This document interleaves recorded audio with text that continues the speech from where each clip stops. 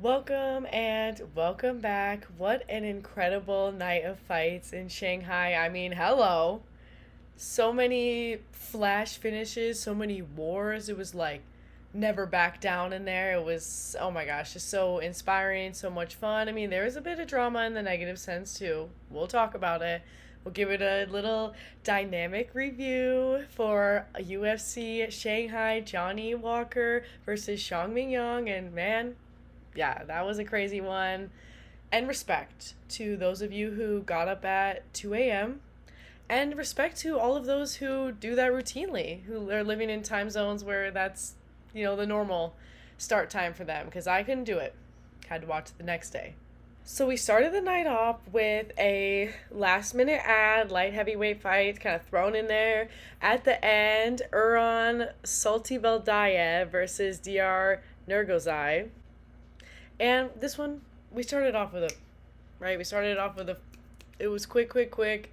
We were in and we were out. It was a very scrappy start, but Uran Saltibeldayev, he found his moment on the ground. Okay, after some wild flip-flop, flippity-doo on the ground, we got some Ezekiel moments, and it's kind of a rarity. It's kind of a bit of a toughy tough to set up, bit of a toughy tough to follow through with. So that was a special moment to start it out. It was very flash. Okay, and within round one, we were barely into round one, and we were out of there. Okay, so started the night off with a fabulous finish, fabulous submission. Then we had Long Xiao versus Yu Su Young at Bantamweight, and this was a Bantamweight baddie fight, 100%. This fight was just so much fun. Like, it was just flurry after flurry, and then, we start the night with Jiao Long, throwing a flying knee into the abyss, but, his body was... boom, right? We start with the flash, and that flash just carried its way the entire time, and he ends the fight as well with this insane, 35 elbow combination, using them like their hooks. That was just so silly and crazy, and wow, what a scrap. So that was a war of a decision for our second fight. And then we had a featherweight bout between Yiha and Weston Wilson. This was okay, and a bit of a flash McDash on this one. Yiha was looking to get his first UFC win, and he got it done. Very quickly, very early, he hits Weston with a left that is some solid money, and gets a couple more shots in, and it's system shutdown against the fence. System shutdown, fight's over. Yiha in all his fights has shown a lot of heart. This is his third UFC fight, but in the previous two that did not go his way, he showed so much heart. He showed a lot of heart here, and the power came through. So, hey, snaps and claps. And then we move on to another wild and crazy mess, am I right? Michelle Pereira versus Kyle Dawkins. This one was a bit of a surprise. We knew that this was going to be quirky, right? We had our eyes on it for, one of the quirkiest bouts of the night, and it was, oh boy, we had our moments. Michelle has got some nasty kicks, and we kind of open it up with a real big one. You hear it echo through the stadium. But, Kyle weathers that storm, and he says, I don't think so, sweetie. Hits him with a nasty left hook, and it's over, It's done. It's Dunzo McGee. He chases him down. We got to get a couple more in there, and then that's it. So, flash. 2 flash fights in a row right there. Kyle, the Darce Knight, he's not exactly known for getting a knockout, and that was a big one. Okay, that was a big... nasty. He looked super awesome, super strong there, and blonde as all heck, so that's cute. He gets most of his wins via submission, hence being called the Darce Knight, so this was pretty cool. Very, very strong knockout to add to his record, and I wonder what's next for Kyle. Kyle looking so sick, coming back from his Cage Fury run, and then we had another war. Okay, then we went to war. Kind of knew that this one was going to go this way between Austin Hubbard and Rongzhu. These guys, they know war. They know war. They are both so tough, I love their game plans. I mean, Austin, he's very mixy with it, right? Like mixing in the takedowns. Like he does it all. Shout out to our Illinois man. Shout out to our Illinois man. And Rongzhu was just aggression. Aggression in your face. Like when he gets in close, he's going to try to go for some really big combinations. And we love it. And this was a very exciting, very exciting decision fight. Oh my gosh. It had so many great moments. I love that we were everywhere, right? We were up, down, we were all around in this fight. Rongzhu was just, able to do a bit more striking and on the feet. And while Austin was mixing in those takedowns, it wasn't enough for that to be the dominating narrative of the fight. But that was one bad mixed martial arts battle. Loved it. That was so great. So again, we went finish, war, finish, war. So much fun. And next, more craziness, am I right? The craziness did not stop. This is such an exciting card of fights, night of fights, morning of fights. We had Loner Kavanaugh versus Charles Johnson, flyweight scrap-a-roo. So, Charles Johnson and Loner Kavanaugh, both known for their sneaky power. These guys so powerful. Charles Johnson, the more veteran between the two of them. So Kavanaugh has fought 6 undefeated fighters. Not Charles is one of them, but in his time. And then Charles has fought 7. And yeah, round 1, so crazy. But what I expected, because Kavanaugh he's switchy McGee. He's all about that switchy, and it's frightening. It's very scary because he's definitely a counter striker. So he's hunting you in the grass, right? As he's switching, he's hunting for you like a snake. It's just very scary. And so we got a lot of that. Got a lot of that in the first round. Just everyone, both guys though, looking sharp, looking scary in there. And then round 2, son of a flying fish. Okay, Charles got the better of Loner Kavanaugh in round 2. Hit him on the sneak. It was such a moment. So, they're in the close, in a combination moment. And then Charles pushes him just at the perfect distance to go wham, bam, slam. Got him so good with the right hook. I mean, it was lights out money. He was so not ready for it, and his body went. He was. And wow, honestly, it was so crazy. The way Charles just put himself in the perfect position to land that so. Oof. And the thing is that Charles is already real strong, very, very strong. And so when it's on the money, oh my goodness gracious. So we got another flash.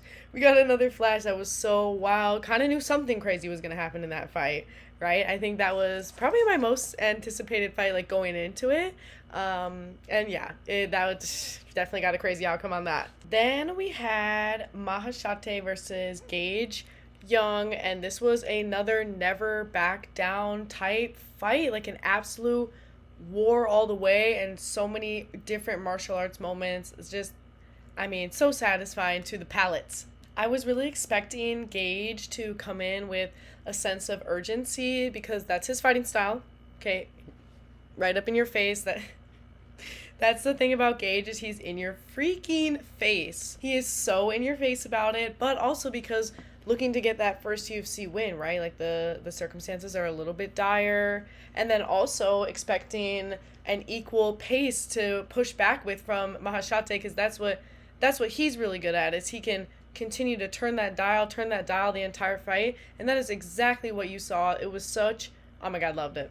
Okay? That was a classic 29-28, right? Just such a battle between both these guys, never back down. But Gage just showed a little bit more of that urgency and was able to get the better of him in that, and that was fab. That was so fab. And then we had some drama. Okay? Then we had the only moment of the night that I didn't love.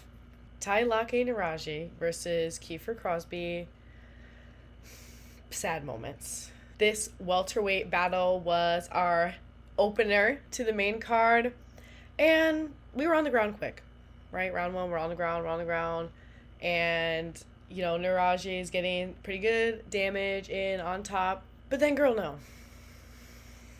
Let me get an illegal knee, okay? In the moments of transition, from bottom to back up. Crosbie is so clearly a grounded fighter, gets smacked in the face. And what are we supposed to do in moments like that? Okay, you think to yourself, if Kiefer, if it's up to him, right? The fighter, if it's up to him, like, oh, do you want to continue? Come on. What is he going to do? Is he going to risk, essentially like his reputation and say he can't continue? And it's just not fair to put it on him because, like, in my mind, of course he's going to say, I want to go on, like, right? Or he's going to get the Aljo treatment. It's crazy stuff. Really, I think that they should have maybe just, I don't really, okay, but, that would make people get upset about that. It's kind of a rough situation. It's so, we get a -2 points, but the problem is that, it's round 1. And he's so, sure, you get 2 points off, but at this point he's so deeply compromised. You think, oh, well, if the fight goes on, he's going to get finished pretty soon after that, and that is what happened. So, yeah, Nueraji gets the round 1 TKO victory, but with an asterisk. With a little bit of an asterisk that says, hey, kind of damaged him in an unfair way right before then. So, I wish we could have ran this fight back and done it a little differently. But then we get right back to war, to fun, flashy, amazing war. We get Sumadargi versus Kevin Borhas, another flyweight craziness. This one was wild violence. This was another one of those fights that just had everything. I mean, Kevin is such a Kevin Borhas fan. He's so scary in there, He's so, yeah. But Sumadargi, equally as scary. This was one of those fights that, not really very likely to have a lot of moments on the ground. Both guys like to keep it standing, and it was so much fun striking. I mean, what a battle, what a war. But it was Sumadarji's world in there. He was consistently just able to figure out the timing, figure out the moments over Kevin, and Kevin couldn't quite get as much done in there, but that was a really great and super exciting decision. Every single decision on this card was. Then we found ourselves at a very crucial, very important heavyweight bout between Waldo Cortez Acosta and Sergey Pavlovich, right? Like number 3 and number 6, I think. And yeah, this one, right, scary stuff because both guys pretty powerful. I mean, Sergey especially is kind of like just, that's how he do. But both of them very, very strong. Spent the first beginning moments of the fight kind of feeling each other out. But this was one that also a really fun decision that just, the energy just kept turning up. And that was so sick to see. And it ended really big. I mean, Sergey put a stamp on it and just was coming with so much power and so much heat. And he took that victory. Love to see that, putting it on the gas at the end. And I had a feeling that Sergey was going to turn it up, and he did have his moment turning it up. And then that led us to our co-main event. Kind of a weird one. Not just kind of, a bit of a weird one. So it was almost scrapped, right? They said we're canceling it. And then it was like, now it's a catchweight. When's the last time we had a co-main event catchweight that's 5 rounds? Riddle me this, right? Riddle me this and tell me last time that happened. This was so interesting. Just like, what is that? Okay. So this was very one-sided, right? Between Brian Ortega and Aljamain Sterling. Originally supposed to be at featherweight and then, what have you. Brian Ortega just couldn't find it. Couldn't find the moment. Couldn't find the flow. And so every single round was just right.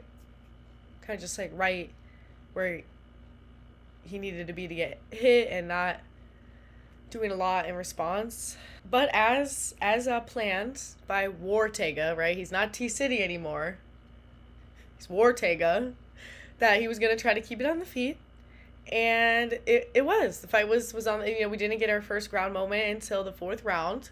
So it was on the feet, but he couldn't find his moment. So this one was kind of a little bit of a, right? Kind of a little bit of a, because I wanted to see a little more, I don't know, just, right, 50-50, 45, not exactly a war.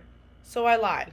I said, oh, every decision on this card was a war. Well, this was an exciting fight, and it had a lot of great moments, but it was one-sided. So, well, it was a war, but a war won by Aljo. So, yeah, let me know if you know anything around the circumstances behind the weight.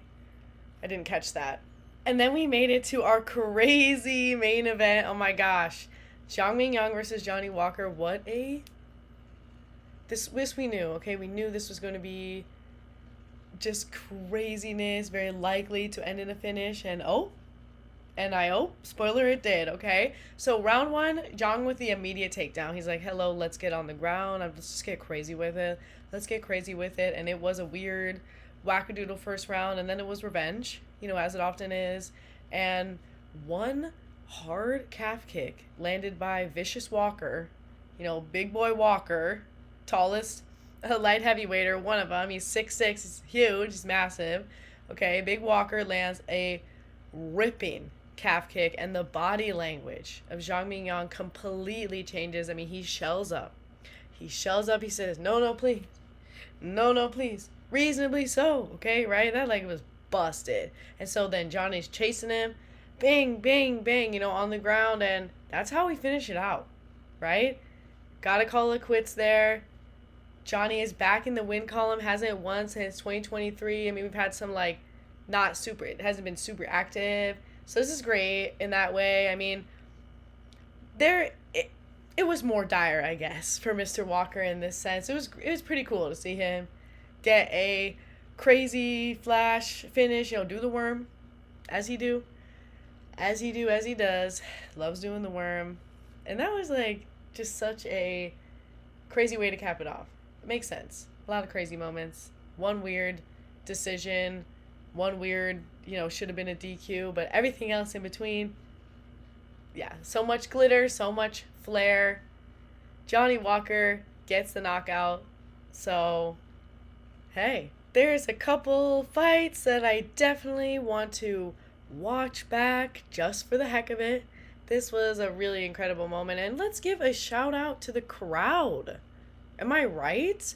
I was so pleased to hear just the energy. It makes everything so much better when there's all these oohs and ahs, and people are really locked in and, boo Apex.